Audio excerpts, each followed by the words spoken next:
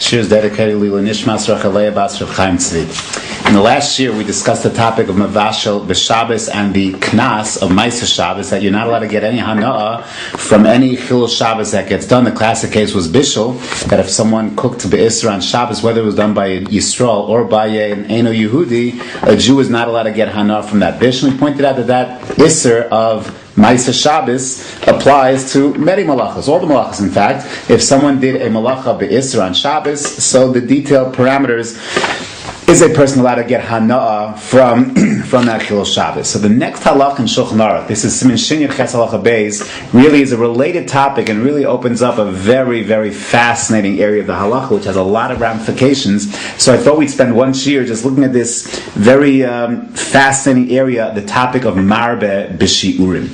The halacha says, this is Shin Yud Ches Halacha Beis, quoting a Gemara in Maseches Chulin Daf Tezvav. The Gemara and the Shulchan Aruch, we'll read it from the Shulchan Aruch, says Hashochet b'Shabbos l'chola. Let's say I have in front of you a chola sheyesh bo sakana. He needs meat. There is no source of meat available other than a live cow. So what are you supposed to do? You're allowed to do shechita for the chola.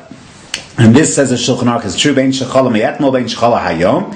Whether the illness was from yesterday or today, either way, it doesn't make a difference. And you did an act of shechita for the chola, which is of course mutter. He's a chola sheyesh bo sakana. Mutter habari le'echol mimenu. Even a healthy person is allowed to eat from that shechted cow, from that meat on Shabbos, even though the malacha was done on Shabbos, but it was a malacha that was done beheter. It was done for a chola sheyesh bo sakana, so a bari is allowed to eat of the food. However, the Shulchan Aruch says he's only allowed to eat the meat chai. He has to eat it raw. To go ahead and eat it cooked will be aser. Why? We'll see in a moment.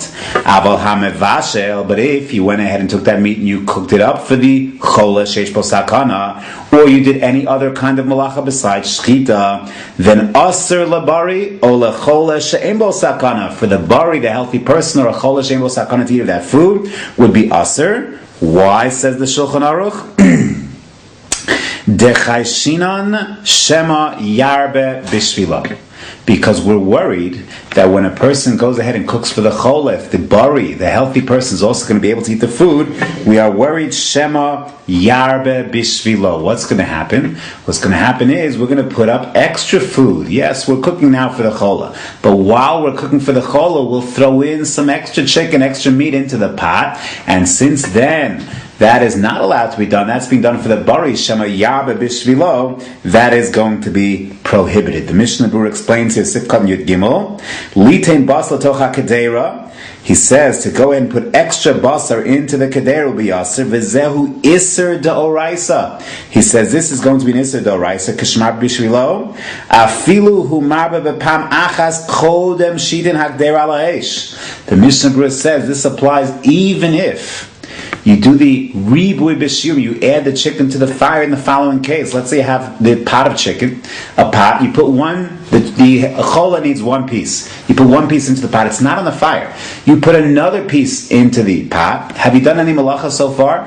That's not malacha whatsoever, just putting meat onto a pot that's not on the fire. Now you have one pot with two pieces of chicken. Now you'll take that pot and put it onto the fire itself. Says the Mishnah Berurah, that's an Isser Deoraisa. Marbeh B'Shiurim is an Isser Deoraisa.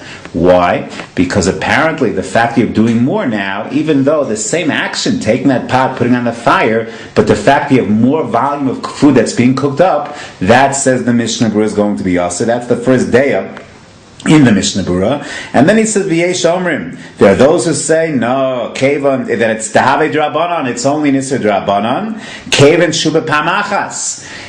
It's not that you're doing two acts of bishul, you're just doing one act of putting the fuller pot on the fire. That's not going to be an Isser D'Oraisa, that we're worried you're going to put extra on, and therefore that's only going to be an Isser D'Rabbanan. There is an issue over here, because if it's only an Isser D'Rabbanan, so in our halacha, it's a little bit difficult. The halacha tells us that if you have, you're cooking on behalf of a chola sheyesh bo sakana, you're cooking for him.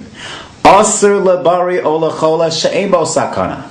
A healthy person's not allowed to eat the food. Let's say you're in a hospital visiting someone who's very sick. They cooked for the ill person. Now the visitor wants to go and eat of that food. The Shulchan Aruch says it's aser. Why is that aser? Gzeira shema Marbeh B'Shiurim. If the healthy people eat of the food, then the kitchen staff is going to have to cook extra. We're worried they might come to cook extra, therefore the bari is not allowed to eat of the food whatsoever.